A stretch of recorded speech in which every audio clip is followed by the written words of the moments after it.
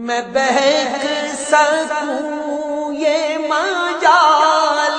کیا، میرا رہنما کوئی اور ہے۔ نحمدہ و نصلی علی رسولہ النبی الکریم الامین، اما بعد فاعوذ باللہ من الشیطان الرجیم، بسم اللہ الرحمن الرحیم۔ قال اللہ تبارک و تعالی فی القرآن الحکیم، ان اللہ و ملائکتہ یصلون علی النبی یا ایہا الذین آمنوا صلوا علیہ وسلموا تسلیما۔ الصلاۃ والسلام علیک یا رسول اللہ وعلی آلک و اصحابک یا نبی اللہ۔ تفسیر اعجاز القرآن کے اگلے درس کے ساتھ حاضر خدمت ہیں، اور آج انشاءاللہ العزیز سورہ حج کے 5ویں رکوع کی تفسیر بیان کی جائے گی۔ اس کے ساتھ ساتھ یہ مجموعی طور پر 17ویں پارے کا 12واں رکوع ہوگا، اور سورہ حج کا یہ 5واں رکوع ہے۔ آیت کا نمبر شمار ہے 34۔ اللہ تبارک و تعالی قرآن کریم فرقان حمید میں ارشاد فرماتے ہیں، وَلِكُلِّ أُمَّةٍ جَعَلْنَا مَنسَكًا لِيَذْكُرُوا اسْمَ اللَّهِ عَلَى مَا رَزَقَهُم مِّن بَهِيمَةِ الْأَنْعَامِ فَإِلَٰهُكُمْ إِلَٰهٌ وَاحِدٌ فَلَهُ أَسْلِمْ وَبَشِّرِ الْمُخْبِتِينَ الذين إذا ذكر الله وجلت قلوبهم والصابرين على ما أصابهم والمقيم الصلاة ومما رزقناهم ينفقون۔ اور ہر امت کے لیے ہم نے ایک قربانی مقرر فرمائی تاکہ وہ اس بات پر اللہ کا نام یاد کریں کہ اس نے انہیں بے زبان چوپایوں سے رزق دیا۔ تو تمہارا معبود ایک معبود ہے، تو اسی کے حضور گردن رکھو اور عاجزی کرنے والوں کے لیے خوشخبری سنا دو۔ وہ لوگ ہیں کہ جب اللہ کا ذکر ہوتا ہے تو ان کے دل ڈرنے لگتے ہیں، اور انہیں جو مصیبت پہنچے اس پر صبر کرنے والے ہیں، نماز قائم رکھنے والے ہیں، اور ہمارے دیے ہوئے رزق میں سے خرچ کرتے ہیں۔ اب آتے ہیں اس کی تفسیر کی طرف۔ وَلِكُلِّ أُمَّةٍ جَعَلْنَا مَنسَكًا، یہ ہر امت کے لیے قربانی مقرر کی گئی، قربانی کا طریقہ کار مقرر کیا گیا۔ آپ نے قرآن کی تفسیر میں یہ بھی سماعت کیا ہوگا کہ حضرت آدم علیہ السلام کے 2 بیٹے حابیل اور قابیل کی جب آپس میں وہ صورتحال پیدا ہوئی خاتون کو لے کر، تو اس وقت بھی ایک قربانی دی گئی جس کو اللہ تعالیٰ نے قبول فرما لیا۔ تو حابیل کی قربانی کو اللہ تعالیٰ نے قبول فرمایا، اور قابیل کی قربانی اللہ تعالیٰ کی بارگاہ میں شرف اجابت نہ پا سکی۔ تو اس کا معنی یہ ہے کہ انسانی تاریخ کے ساتھ ساتھ قربانی کا جو سلسلہ ہے یہ بھی ہمیں ملتا ہے کہ حضرت آدم علیہ السلام کے دور سے لے کر یہ بعد تک نبی کریم صلی اللہ علیہ وسلم کی امت تک یہ تسلسل سے جاری رہا۔ جانوروں کی قربانی کا سلسلہ چلتا رہا، اور اللہ تعالیٰ نے یہاں پر بھی یہی ارشاد فرمایا کہ اللہ تعالیٰ نے ہر امت کے لیے ایک قربانی مقرر فرمائی۔ حضرت ابراہیم علیہ السلام کا واقعہ بھی مشہور ہے کہ جب آپ نے اپنے بیٹی کی گردن پر چھری چلائی تو وہاں پر ایک مینڈا آ گیا، اور حضرت ابراہیم علیہ السلام کے ہاتھوں ایک مینڈے کی قربانی ہوئی۔ تو گزشتہ ایماندار امتوں میں سے ہر امت کے لیے اللہ تعالیٰ نے قربانی کا معاملہ جو تھا وہ مقرر کر رکھا تھا تاکہ وہ جانوروں کو ذبح کریں اور ان پر اللہ تعالیٰ کا نام لیں بوقت ذبح، ان کو اللہ تعالیٰ کا نام لے کے ذبح کیا جائے۔ تو اے لوگوں، تمہارا معبود ایک ہی معبود ہے، اس لیے ذبح کے وقت صرف اللہ ہی کا نام لو، کیونکہ قربانی ایک عبادت ہے اور عبادت کا مستحق صرف اللہ ہے۔ یاد رہے کہ جب ہم کسی بزرگ کی طرف قربانی کو منسوب کرتے ہیں، کسی فوت شدہ بزرگ کی طرف، جیسے کہا جاتا ہے یہ 11ویں شریف کا جانور ہے، تو اس سے مراد یہ ہوتا ہے کہ اس جانور کو ذبح کرنے کے بعد جو اس عمل کا ثواب ہے وہ ایصال کرتے ہیں ہم فلاں فلاں بزرگ کی طرف یا فلاں پیر صاحب کی طرف، اور عبادتاً قربانی اللہ ہی کے لیے ہے، اور جب ذبح کیا جائے گا تو اللہ ہی کا نام لیا جائے گا۔ جب ثواب کی نیت سے ہم اس چیز کو منسوب کر دیتے ہیں کہ یہ جو بکرا ہے یا یہ جو گائے ہے یہ غوث اعظم کے لیے، تو اس کا مطلب یہ ہوتا ہے کہ اس کو ذبح کرنے کے بعد جو اجر و ثواب اس پر مرتب ہوگا وہ ثواب ہم ان کے لیے پیش کر رہے ہیں۔ قربانی عبادتاً اللہ کے لیے، ثواباً بندے کے لیے ہو سکتی ہے۔ اب ایک عمل کی 2 جہتیں ہیں، ایک عبادت والی جہت، ایک ثواب والی۔ اللہ تعالیٰ کو قطعاً ثواب درکار نہیں ہے، ثواب بندے کے لیے ہوتا ہے اور عبادت اللہ کے لیے۔ حضرت ابو ہریرہ رضی اللہ تعالیٰ عنہ آپ فرمایا کرتے تھے، کوئی شخص مسجد قباء میں جا کر میری طرف سے نوافل پڑھے اور کہے یہ ابو ہریرہ کے لیے ہے۔ تو معنی یہ ہے کہ جو وہ تم نفل پڑھو گے اور اس کا جو ثواب مرتب ہوگا وہ اللہ کی بارگاہ میں دعا کرو کہ اللہ تعالیٰ وہ ثواب مجھے پہنچا دے، اس کا ثواب مجھے پہنچے۔ ہاں نفل ہے عبادت اللہ تعالیٰ کی، اس میں رکوع و سجود قیام جو کچھ بھی ہے وہ صرف اللہ کے لیے ہے، لیکن اس کا جو ثواب ہے وہ بندے کے لیے۔ تو لہٰذا یہاں پر کوئی شخص یہ نہ ہے کہے کہ یہ جو قربانی کی جاتی ہے بزرگان دین کے نام کی تو یہ قطعاً شرعاً حرام ہے۔ اس سے مراد یہ ہوتا ہے کہ اس کا ثواب فلاں کو پہنچے، جیسے ہماری قربانی کا ثواب ہمیں پہنچتا ہے۔ وہ قربانی ہماری اپنی عبادت نہیں ہوتی، ہم بطور ثواب سمجھ کے کرتے ہیں، اور ایسی ثواب ایصال کیا جا سکتا ہے، کسی کو دیا جا سکتا ہے۔ اس مسئلہ پر میں نے اس لیے زیادہ گفتگو کر دی کیونکہ یہاں پر بہت سے اشکالات پیدا ہو سکتے تھے، لوگوں کے ذہنوں میں سوالات آ سکتے تھے، میں نے اس کا ساتھ ہی کلا کما کر دیا۔ تو آگے فرمایا کہ اے لوگو تمہارا معبود ایک ہی معبود اللہ ہے، اسی کے لیے ذبح کرو اور بوقت ذبح اسی کا نام لو، اسی کے حضور گردن جھکاؤ اور اخلاص کے ساتھ اسی کی اطاعت کرو۔ اے حبیب صلی اللہ علیہ وسلم آپ عاجزی کرنے والوں کو خوشخبری سنا دیں، تواضع کرنے والوں کو۔ ایک حدیث مبارکہ کہ جو شخص جتنی تواضع اختیار کرتا ہے اللہ تعالیٰ اس کو اتنی ہی بلندی اور رفعت عطا فرماتا ہے۔ اللہ کو متکبرین قطعاً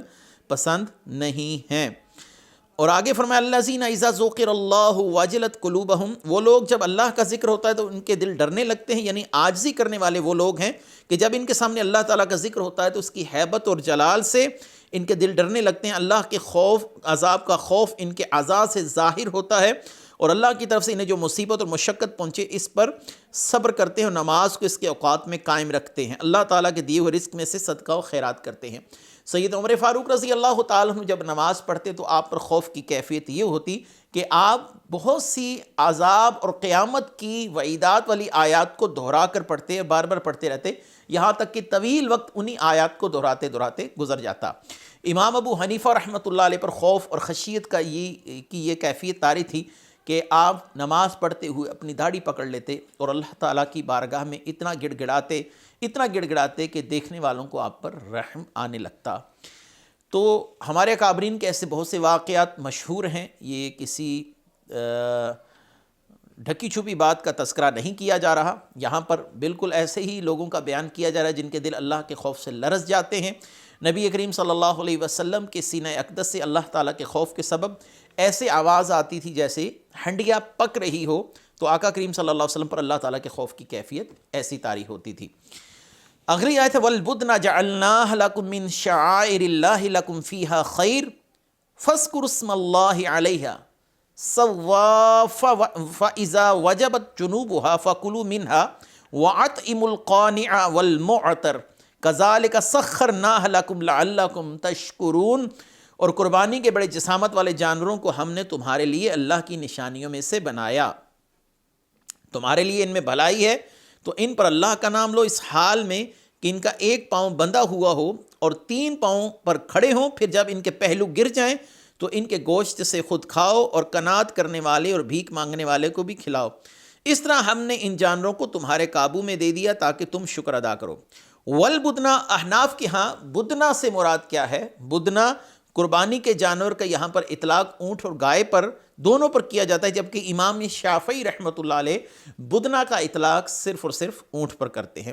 آگے فرمایا جعلناها لکم من شعائر اللہ، ان جانوروں کو ہم نے تمہارے لیے اللہ کی نشانیوں میں سے بنایا، یعنی اللہ نے ان کی قربانی کے لیے ان کی بڑی جسامت کو اپنی نشانیاں قرار دیا، ان جانوروں کو مسلمانوں کے لیے اپنے دین کی نشانیوں میں سے بنایا۔ اور آیت کے اس حصے سے معلوم ہو کہ جس جانور کو عظمت والے مقام سے نسبت ہو جائے وہ بھی شاعر اللہ بن جاتا ہے،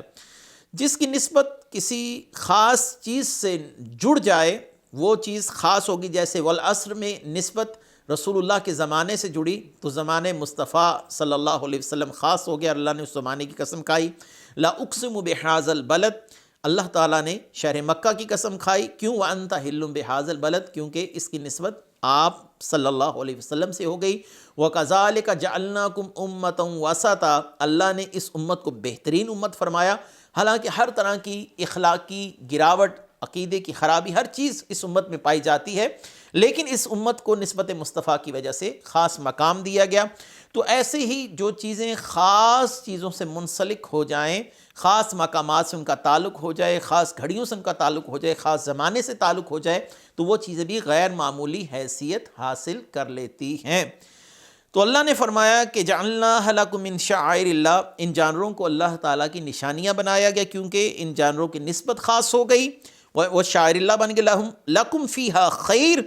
تمہارے لیے ان میں بھلائی ہے، یعنی قربانی کے ان بڑی جسامت والے جانوروں میں تمہارے لیے بھلائی ہے کہ تم ان سے دنیا میں کثیر نفع اور آخرت میں اجر و ثواب حاصل کر سکتے ہو۔ قربانی کا دنیاوی فائدہ تو یہ ہے کہ جو اوپر بیان ہو چکا، پہلے بھی ہم پچھلے درس میں بیان کر چکے کہ ضرورت کے وقت قربانی کے جانور پر سواری کی جا سکتی ہے اور حاجت کے وقت ان کے دودھ سے نفع اٹھایا جا سکتا ہے، اخروی فائدہ جو ہے وہ ثواب کی صورت میں مرتب ہوتا ہے۔ اور آگے فرمایا وجعلنا والبدن جعلناها پر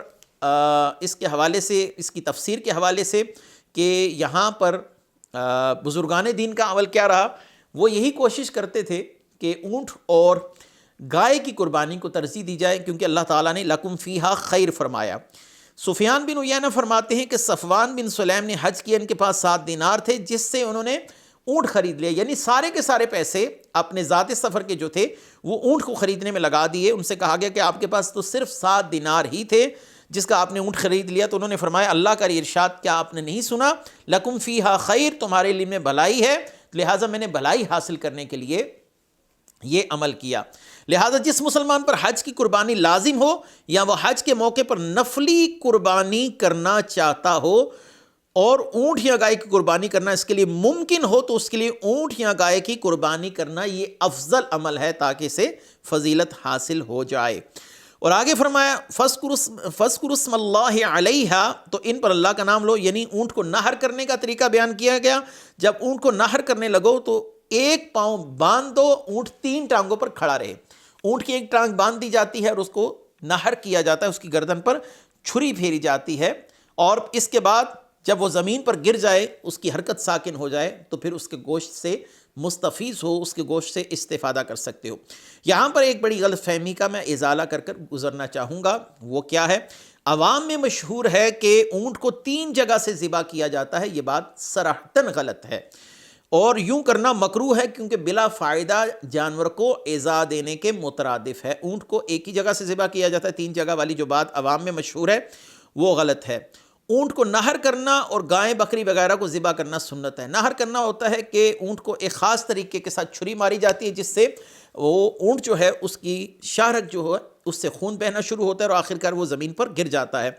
اگر کسی شخص نے نہر والا معاملہ اونٹ کے ساتھ نہیں کیا بلکہ گائے اور بکری وغیرہ کے ساتھ کیا تو یہ کرنا یہ مکروہ ہے، خلاف سنت ہے، اس سے اگرچہ قربانی ہو جائے گی۔ اور اگر اس نے اونٹ کو نہر کرنے کی بجائے گائے کی طرح ذبح کیا تو یہ عمل خلاف سنت ہے لیکن قربانی ہو جائے گی۔ یہ 2 معاملات ہیں جو یہاں پر بتانا میں نے ضروری سمجھے۔ اگر تفصیلی طور پر ان احوال کو دیکھنا ہو تو پھر بہار شریعت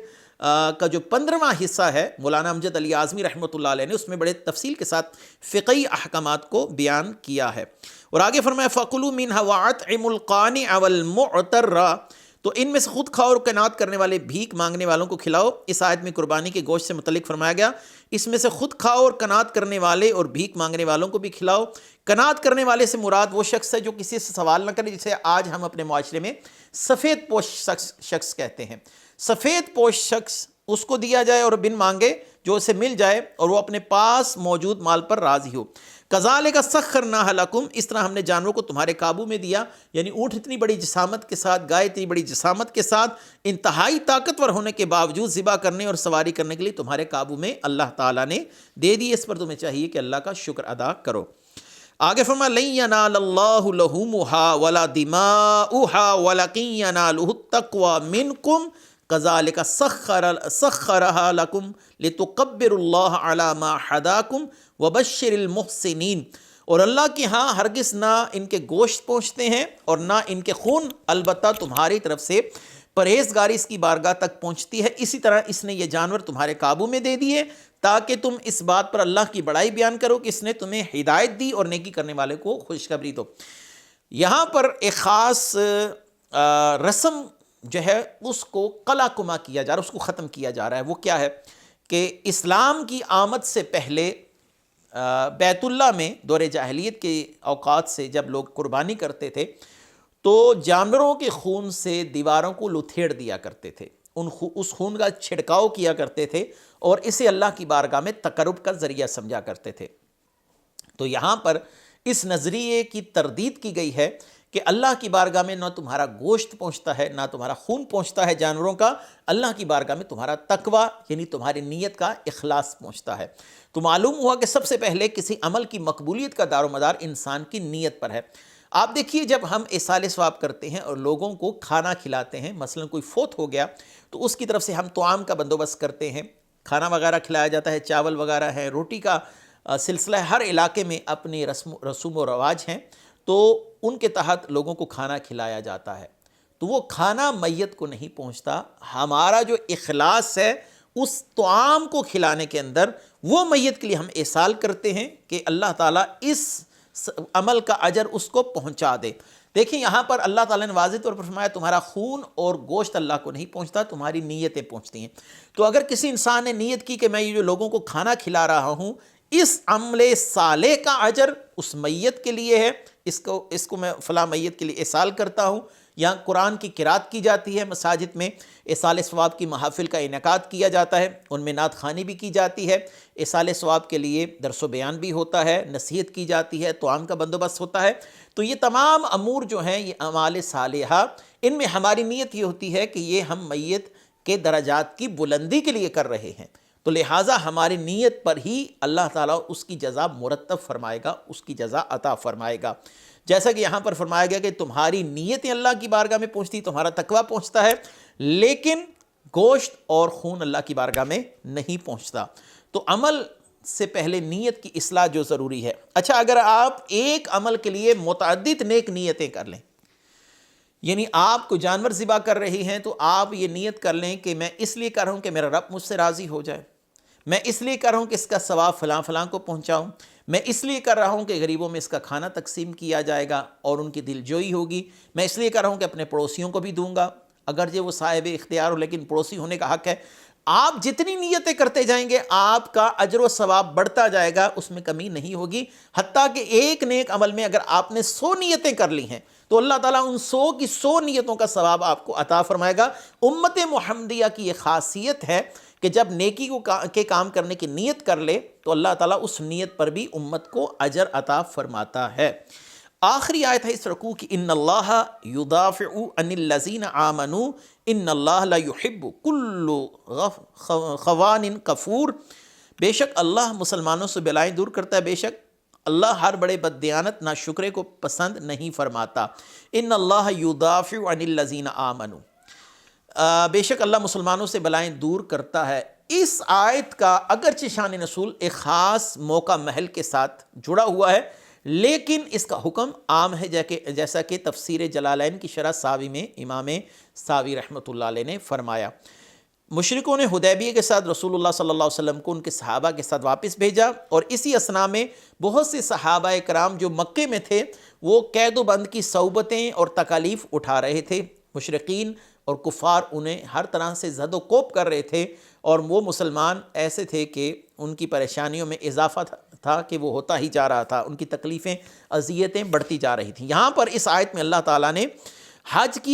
کی آیات بیان کرنے کے بعد ان مسلمانوں کو بشارت دی کہ اللہ تعالیٰ ان مسلمانوں پر آنے والی بلائیں دور فرمائے گا اور مشرکوں کے خلاف ان کی مدد کرے گا۔ گویا یہ خوشخبری تھی کہ تمہاری تکلیفوں کا سلسلہ اب رکنے کو ہے، اب جلد ہی تمہیں اللہ تعالیٰ غلبہ عطا فرما دے گا اور مسلمان مکے پر قابض ہو جائیں گے۔ میں نے آپ سے پہلے عرض کیا کہ اس آیت کا نزول اگرچہ خاص ہے، لیکن اعتبار الفاظ کے لحاظ سے یہ عمومی حکم ہے۔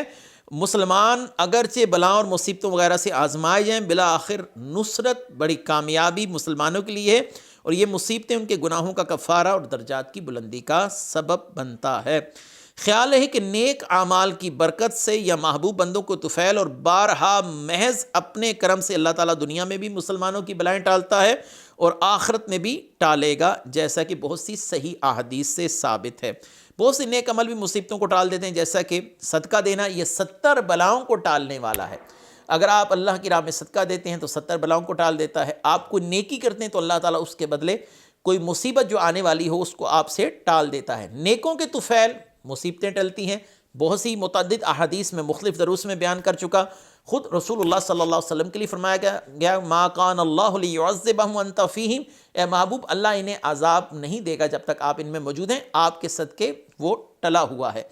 بہت سے بچے جو گود میں ہوتے ہیں اور وہ لوگ جو راتوں کو اٹھ کر اللہ کی عبادت کرتے ہیں، اللہ تعالیٰ ان کے صدقے اس آبادی سے عذاب کو اور تکالیف اور پریشانیوں کو رفع فرماتا ہے۔ تو انشاءاللہ پھر اگلے درس کے ساتھ پھر حاضر خدمت ہوں گے۔ آج ہمارا درس ختم ہوا۔ وآخر دعوانا ان الحمد للہ رب العالمین۔